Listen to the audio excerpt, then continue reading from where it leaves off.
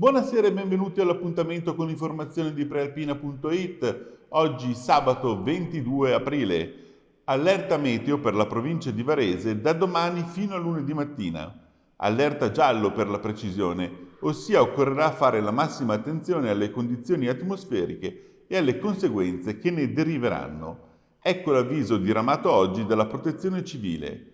Per la giornata di domani è previsto un peggioramento del tempo. Sono attese precipitazioni sparse dal mattino su settori prealpini e alpini occidentali, in intensificazione nel pomeriggio e verso sera, con interessamento anche dei restanti settori della regione. Le precipitazioni potranno assumere localmente anche carattere di rovesci o temporali. Fenomeni, prosegue la nota regionale, in graduale esaurimento a partire dai settori occidentali dalla mattina di lunedì 24. Quota neve oltre i 1800 metri. Previsti rinforzi di vento su settori alpini oltre i 700 metri, con velocità medie orarie tra i 30 e i 50 km/h.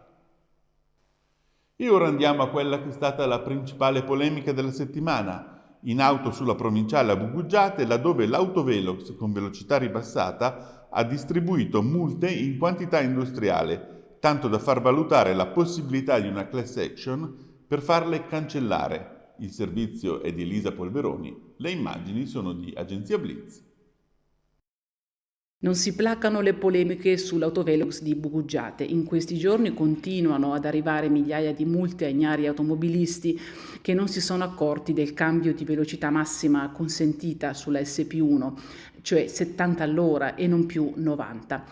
Alcuni stanno pensando a una class action perché ritengono di essere stati ingiustamente puniti, altri plaudono alla maggior sicurezza che deriva da una maggior severità nelle multe, altri ancora avanzano delle proposte concrete. Percorrendo la strada nelle due direzioni, da e verso l'autostrada, infatti, si nota che non sono molto numerosi e non sono molto evidenti i cartelli che indicano i 70 all'ora come limite.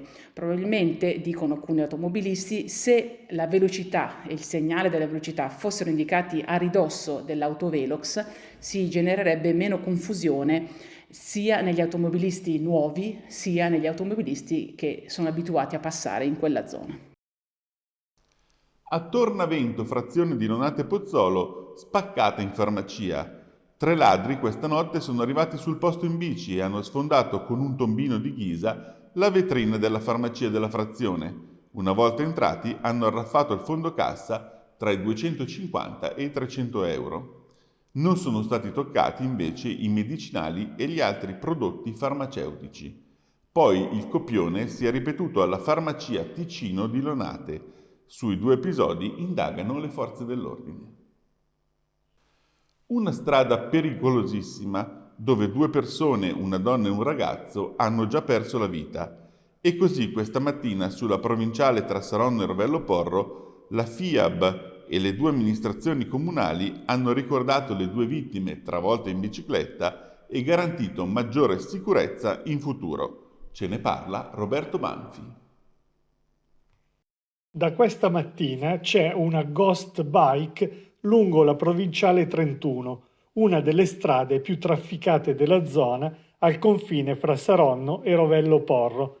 È una bicicletta tutta bianca, con dei fiori ma senza pedali, che è stata posizionata in mattinata nel corso di una breve cerimonia dai volontari della FIAB, l'Associazione dei Ciclisti.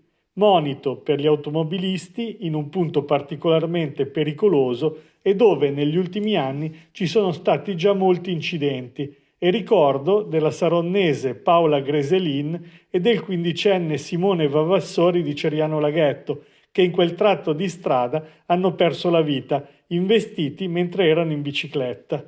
Presenti col portavoce FIAB Stefano Giusto, tanti cittadini ed anche i sindaci di Saronno e Rovello Porro, rispettivamente Augusto Iroldi e Marco Volontè, che hanno annunciato imminenti opere per rendere più sicuro quel tratto di strada. E torniamo a Varese, dove Ascom ha un nuovo presidente, Antonio Besacchi. Lo ha intervistato per noi Barbara Zanetti. Antonio Besacchi, primo presidente di Confcommercio Ascom Varese, che non è di Varese città. un significato profondo questa elezione che risale a poche ore fa. Sì, ha un significato nuovo, vuol dire tornare sul territorio, vuol dire parlare con la gente, con i nostri soci, cercando di capire le loro problematiche per poterle risolvere, perché il territorio è molto vasto.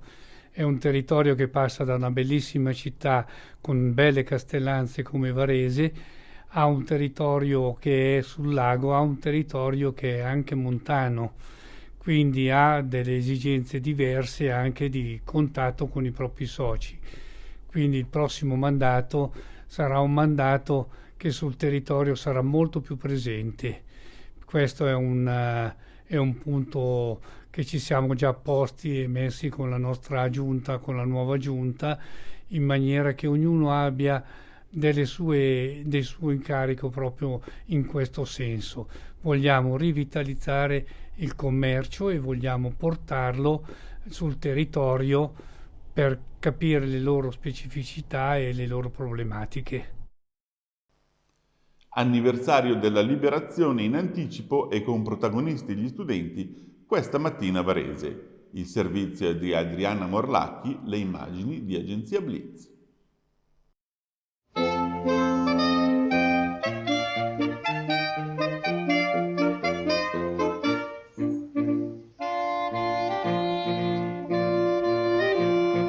Sono 87 gli alunni delle scuole primarie varesine che nei giardini estensi hanno ricevuto il premio 25 aprile 1945, riconoscimento che viene dato in occasione delle celebrazioni dell'anniversario della liberazione.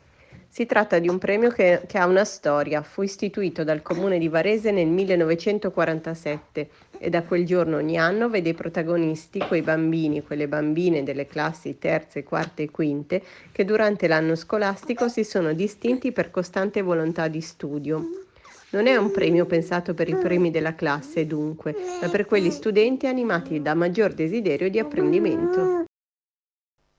Sicurezza in acqua. La Lega Navale Varesina ha proposto un concorso alle scuole e stamattina alla Schiranna sono andate in scena le premiazioni. Ancora Adriana Morlacchi e Agenzia Blitz. Per coinvolgere i giovani sui temi della sicurezza in acqua, la sezione di Varese della Lega Navale ha proposto alle scuole varesine il concorso Le acque costiere e interne in sicurezza, che è una declinazione in chiave territoriale del concorso nazionale Il mare in sicurezza. Hanno risposto 26 studenti di prima media della scuola Vidoletti. La premiazione è avvenuta questa mattina alla Canottieri Varese alla presenza dell'assessore allo sport Stefano Malerba. La targa d'oro è stata vinta da Giorgia Martello per un elaborato a fumetti, la targa d'argento da Federico Lozza per un filmato in stop motion realizzato con i Lego, la targa di bronzo da Ivan Vanoli per un racconto multimediale, mozione di merito a Marisa Ninato per i contenuti. La pagina sportiva ora. A Seregno è in corso in questi minuti l'ultima partita del campionato di Serie C con impegnata la Propatria. I Tigrotti, già matematicamente salvi, sono ospiti del San Giuliano. Questa sera su prealpina.it tabellino e breve cronaca della partita, a cui sarà dedicato ampio spazio sul giornale cartaceo di domani. Domani invece giocheranno le nostre squadre di Serie D. Queste le partite in programma. Varese Folgore Caratese, con ingresso gratuito per tutti al Franco Ossola, Arconatese Sporting Franciacorta, Sona Varesina, Stresa Legnano, Borgosesia Castellanzese e Vado Ligure Castanese. E ora il basket. Dopo la penalizzazione di 16 punti, per avere ancora speranze di uscire dalle cattive acque della retrocessione, la pallacanestro varese deve espugnare oggi Venezia. Il servizio è di Giuseppe Sciascia. Le immagini di Agenzia Blitz si riferiscono alla partita di andata. L'Open Geometrics fa tappa a Venezia nel suo percorso parallelo fra campo e realtà. Domani, domenica 23 aprile, la formazione di Matt Brasi sarà ospite della Reyer nella terzultima giornata della stagione regolare del campionato di Serie A. Sarebbe dovuta essere la sfida fra due squadre già aritmeticamente qualificate nei playoff per giocarsi il piazzamento nel tabellone della post-season. Invece lo scioccante -16 del caso Tepic porterà il team biancorosso a giocare una partita chiave per conservare il posto in Serie A sul campo in attesa dell'esito del ricorso al secondo grado di giudizio della FIP per quanto riguarda l'attuale penalizzazione in classifica che l'ha condannata all'ultimo posto in classifica. Varese deve vincere sul campo della squadra più in forma della Serie A, 6 vittorie consecutive per la truppa di Neven Spacchia, sostituto di Walter De Raffaele qualche mese fa. Nonostante l'assenza di Watt e Mococa, la formazione rogranata è sicuramente squadra di alto rango, che si gioca comunque un piazzamento importante per cercare il fattore campo nel tabellone playoff a dispetto dei playoff raggiunti aritmeticamente mercoledì. Lo avrebbe fatto anche Varese senza quella penalizzazione davvero devastante per il suo cammino stagionale. Ora si spera comunque di ridurre o cancellare del tutto l'importo della condanna della FIP nel secondo grado di giudizio, che si dibatterà mercoledì in Corte d'Appello federale, poi entro 24-48 ore il verdetto, che sarà decisivo per la stagione di Varese. Infine gli spettacoli con la chiusura del BAF. Laura De Fendi ha intervistato Giancarlo Scarchilli, vincitore del premio per il miglior documentario, con il suo lavoro sulla figura di Pierpaolo Pasolini. Non è facile spiegare Pierpaolo Pasolini. Lei è riuscito a raccontarlo, ad affrescarlo attraverso la voce di chi l'ha vissuto in prima persona? In qualche modo l'ho visto in prima persona anch'io. È per questo che racconto questa storia su Pasolini come una sorta di rabdomante del talento. Riusciva a intuire il talento nei personaggi più dissimili. Bernardo Bertolucci scrive poesie quando lui lo coinvolge nel cinema come se aiuti il regista in accattone. Vincenzo Cerami, grande scrittore, autore della Vita è bella con Benigni, era un allievo di scuola media, che lui porta nel cinema in Uccellaccio Uccellini, Bernardo Bertolucci in accattone, e Sergio Citi era un pittore edile, però il suo narratore, quello che gli racconta le borgate romane. Tra Pasolini e Sergio Citi nasce un sodalizio straordinario che genererà tantissime opere. Questo ecco perché lui riusciva a capire addirittura in persone che non facevano parte del nostro lavoro, oppure gente che faceva parte di questo lavoro ma che dopo l'incontro con Pasolini ha avuto una carriera vera, come Dante Ferretti, che 3 premi Oscar, grandissimo scenografo, ha iniziato con lui come Medea, come prima scenografia.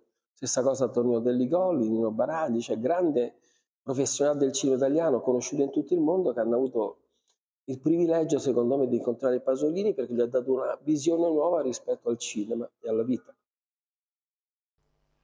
Bene, con questo è tutto. L'appuntamento con l'informazione di prealpina.it torna come sempre domani sera alle 19. Buona serata a tutti!